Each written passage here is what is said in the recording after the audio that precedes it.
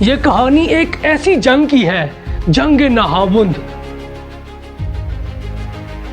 فتح الفتوح، وہ جنگ جس کے بعد فارس جیسی عظیم سپر پاور ہمیشہ کے لیے تاریخ کی دھند میں کھو گئی۔ یہ 642 عیسوی کا زمانہ تھا۔ مدینہ، جہاں ایک سادہ سی مسجد میں بیٹھا ہوا ایک خلیفہ دنیا کے سب سے بڑے ڈیسیجن لے رہا تھا۔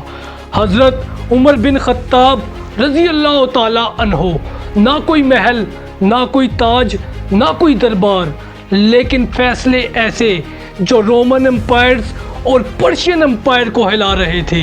دوسری طرف فارس، ایک ایسی سلطنت جو کبھی دنیا کی ملٹری سپر پاور تھی۔ ساسانی سلطنت، وہی فارس جس کے محلات میں سونا چمکتا تھا، جس کے درباروں میں طاقت بولتی تھی، جس کے سپاہی میدان جنگ میں ایک آئرن وال بن جایا کرتے تھے۔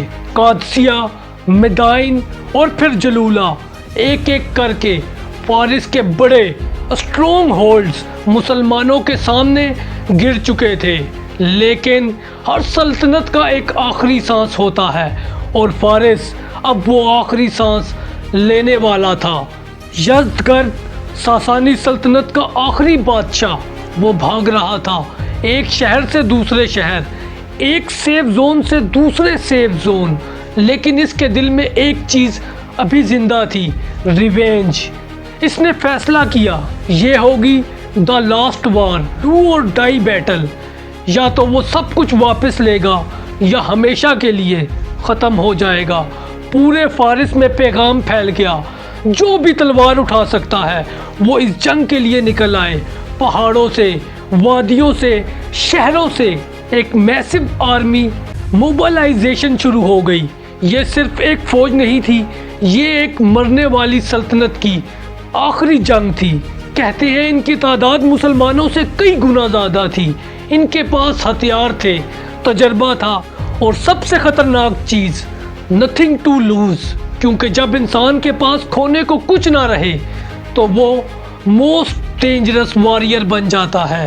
اس لشکر کی قیادت سونپی گئی فیروزان کو، ایک چلاک جنگجو اور ایک ایسا کمانڈر جو جانتا تھا یہ جنگ صرف طاقت سے نہیں بلکہ مائنڈ گیمز اور ٹریپ سے جیتی جائے گی۔ اس نے میدان خود چنا، نہاوند، پہاڑوں کے درمیان ایک جگہ، تنگ راستے، محدود میدان۔ یہ صرف ایک بیٹل فیلڈ نہیں تھا، یہ ایک ڈیڈلی ٹریپ تھا۔ دوسری طرف مدینے میں حضرت عمر بن خطاب رضی اللہ تعالی عنہ کو خبر ملی کہ فارس اپنی آخری طاقت کے ساتھ میدان میں اترنے والا ہے۔ صحابہ جمع ہوئے، مشورہ ہوا۔ یہ کوئی عام جنگ نہیں تھی، اگر یہاں شکست ہو جاتی تو شاید ہسٹری کا پورا ٹائم لائن چینج ہو جاتا۔ آخرکار فیصلہ ہوا، ایک لشکر بھیجا جائے اور اس کی قیادت سونپی گئی حضرت نعمان بن مقرن رضی اللہ تعالی عنہ کو۔ نعمان بن مقرن ایک ایسا نام جو شاید تاریخ میں زیادہ مشہور نہ ہو، لیکن اس دن وہ کھڑے ہونے والے تھے ایک پوری سلطنت کے سامنے۔ انہوں نے لشکر کو جمع کیا اور ایک خطاب کیا، ایسا خطاب جو آج بھی روحوں کو جھنجھوڑ دیتا ہے۔ انہوں نے کہا، اگر میں شہید ہو جاؤں تو فلاں قیادت سنبھالے گا، اور اگر وہ بھی شہید ہو جائے تو پھر اگلا۔ یہاں تک کہ انہوں نے کہا، اگر ہم سب شہید ہو جائیں تو بھی کوئی پیچھے نہ ہٹے۔ یہ الفاظ نہیں تھے، یہ تھا a point of no return، یا فتح یا شہادت۔ مسلمان لشکر نہاوند کی طرف بڑھ رہا تھا، ہر قدم کے ساتھ وہ میدان جنگ کے قریب جا رہے تھے۔ نہاوند اب صرف ایک جگہ نہیں رہا تھا، یہ بن چکا تھا a perfect kill zone۔ یہاں پہاڑ خاموش کھڑے تھے، لیکن ان کی خاموشی کے پیچھے چھپی تھی ایک خطرناک چال۔ فیروزان، وہ صرف ایک سپہ سالار نہیں تھا، وہ ایک بیٹل فیلڈ پریڈیٹر تھا، اور نہاوند اس کا بچھایا ہوا جال تھا۔ اس نے اپنی فوج کو اونچائی پر رکھا، قلعہ بند انداز میں، ایک ایسی پوزیشن جہاں سے وہ نیچے آنے والے ہر دشمن کو کریش کر سکتے تھے۔ راستے تنگ تھے، میدان محدود تھا، یہاں سیدھا حملہ سوسائڈ مشن سمجھا جا سکتا تھا۔ دوسری طرف مسلمان لشکر میدان کے قریب پہنچ چکا تھا۔ وہ جانتے تھے یہ جنگ صرف تلواروں سے نہیں جیتی جائے گی، یہاں جیتے گا وہ جو اینمی کی اسٹریٹجی کو توڑ دے۔ حضرت نعمان بن مقرن میدان کو دیکھ رہے تھے، ہر پہاڑ، ہر راستہ اور ہر خطرہ۔ ان کی نظر صرف دیکھ نہیں رہی تھی بلکہ وہ پڑھ بھی رہی تھی، جیسے the battlefield like a book. کئی دن گزر گئے، چھوٹی جھڑپیں ہوئیں، لیکن فارسی فوج اپنی جگہ سے نہ ہٹی اور وہ ڈیفینسو اسٹرانگ ہولڈ میں رہی، کیونکہ وہ جانتے تھے کہ مسلمان خود آ کر ان کے جال میں پھنس جائیں گے۔ یہاں ایک فیصلہ ہوا، ایک ایسا فیصلہ جو پوری جنگ کا رخ بدلنے والا تھا۔ حضرت نعمان نے اپنے کمانڈرز کو بلایا، سب خاموش تھے۔ پھر انہوں نے کہا، ہم پیچھے ہٹیں گے۔ ایک لمحے کے لیے سب چونک گئے، پیچھے ہٹنا یہ کیسے ممکن تھا؟ پھر حضرت نعمان بن مقرن نے کہا، یہ ریٹ نہیں، یہ ڈسپشن ہے، a tactical withdrawal، a fake retreat۔ یہ ایک خطرناک کھیل تھا۔ اگر دشمن سمجھ جاتا تو سب کچھ ختم، لیکن اگر کامیاب ہو جاتا تو گیم اوور فار پرشیا۔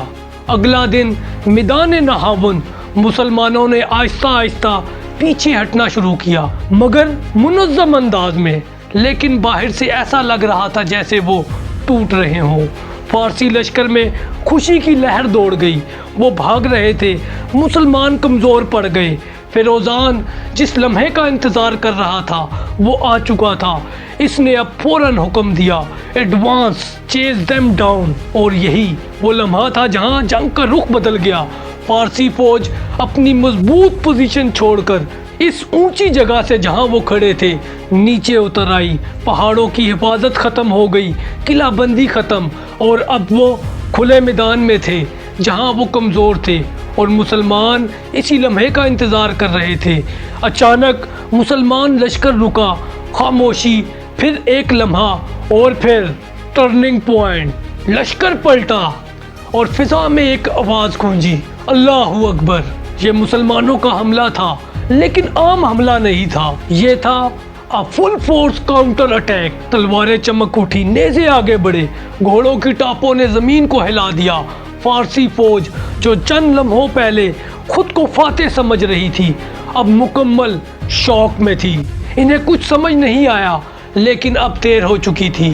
مسلمانوں نے پوری طاقت کے ساتھ حملہ کیا، ہر سپاہی ایک دیوار اور ہر دل میں ایک آواز، فتح یا شہادت۔ حضرت نعمان بن مقرن رضی اللہ تعالی عنہ سب سے آگے تھے۔ انہوں نے اپنی تلوار بلند کی اور لشکر کو اب لیڈ کرنا شروع کیا، لیکن اچانک ایک تیر ہوا کو چیرتا ہوا آیا اور انہیں لگا وہ گھوڑے سے نیچے گرے۔ زمین نے ایک عظیم سپہ سالار کو اپنے اندر سمیٹ لیا۔ حضرت نعمان بن مقرن رضی اللہ تعالی عنہ شہید ہو چکے تھے، لیکن یہ خبر پھیلنے نہیں دی گئی، کیونکہ یہ لمحہ تھا مورال کا، مومنٹم کا۔ فوراً اگلے کمانڈر نے قیادت سنبھالی، جھنڈا گرنے نہیں دیا گیا، اور پھر میدان میں گونجی ایک اور آواز، پہلے سے بھی زیادہ بلند، اللہ اکبر۔ یہ اب صرف ایک جنگ نہیں رہی تھی، یہ بن چکی تھی ساسانی فوج کا قبرستان۔ فارسی فوج اب بکھرنے لگی، ان کی صفیں ٹوٹ گئی، ان کا نظم و ضبط ختم ہو گیا، اور وہ بھاگنے لگے، گرنے لگے، چیخنے لگے، اور نہاون کا میدان بن گیا a battlefield of chaos, blood and collapse۔ لیکن کہانی ابھی ختم نہیں ہوتی، کیونکہ اگلا مرحلہ صرف ایک جنگ کا انجام نہیں تھا، بلکہ the fall of an empire تھا۔ نہاون اب خاموش تھا، وہی میدان جہاں کچھ لمحے پہلے تلواروں کی آواز میدان جنگ میں گونج رہی تھی، اب وہاں صرف ہوا چل رہی تھی، گرد بیٹھ چکی تھی۔ لیکن جو کچھ ہوا تھا وہ تاریخ میں ہمیشہ کے لیے لکھا جا چکا تھا۔ فارسی فوج مکمل ٹوٹ چکی تھی اور بکھر چکی تھی، جو کبھی دنیا کی سپر پاور تھی، آج اپنے ہی قدموں پر کھڑی نہ رہ سکی۔ فیروزان وہ سپہ سالار جس نے یہ ڈیڈلی ٹریپ بچھایا تھا، اب خود इस जाल में फंस चुका था। वो भागा अपनी जान बचाने के लिए, लेकिन you can run from the battlefield but you can't run from the destiny. कहा जाता है वो एक तंग रास्ते में मारा गया, एक ऐसा अंजाम जो एक अजीम सल्तनत के आखिरी सिपा सालार के लिए लिखा जा चुका था। और फिर वो लम्हा आया जब सासानी सल्तनत ऑफिशियली कोलैप्स हुई। वो सल्तनत जो सदियों तक कायम रही, जिसके बादशाह खुद को शहंशाह कहते थे, जिसके दरबारों में सोना बिखरा हुआ होता था, जिसके नाम से दुनिया कांपती थी, आज सिर्फ एक कहानी बन चुकी थी। यज़दगर्द द लास्ट किंग अब भी भाग रहा था, एक शहर से दूसरे शहर, एक उम्मीद से दूसरी उम्मीद। लेकिन हकीकत इसके सामने खड़ी थी कि सल्तनतें सिर्फ तलवारों से नहीं, डिसीजन, लीडरशिप, वक्त से बनाई जाती हैं।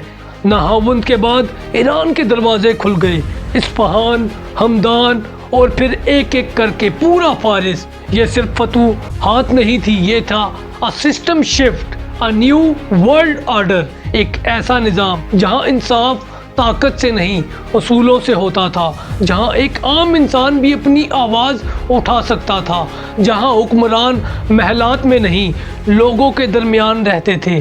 लेकिन हर फतह के पीछे कुर्बानियाँ होती हैं। नहावंद भी इससे मुख्तलिफ नहीं था। हज़रत नुमान बिन मुकर्रन रज़ी अल्लाह ताला अन्हो वो सिपा सालार जिसने इस फतह की बुनियाद रखी, वो इस दिन मैदान में ना रहे। उन्होंने फतह देखी नहीं, लेकिन तारीख ने इन्हें कभी भुलाया नहीं। इन जैसे कितने ही लोग जिनके नाम शायद हमें याद ना हो, जिनकी कुर्बानियों ने हिस्ट्री रीराइट की। और यही है नहावंद फतह अल फतू, एक ऐसी जंग जिसने ना सिर्फ एक लश्कर को हराया बल्कि एक पूरी सल्तनत को हमेशा के लिए ख़त्म कर दिया। अगर आपको ऐसी ही real history, cinematic story telling और हिडन इस्लामिक बैटल देखनी है तो अभी चैनल को सब्सक्राइब करें और वीडियो को शेयर करें, क्योंकि तारीख सिर्फ पढ़ी नहीं जाती बल्कि महसूस की जाती है। जज़ाकुमुल्लाहु खैरा। अस्सलामु अलैकुम।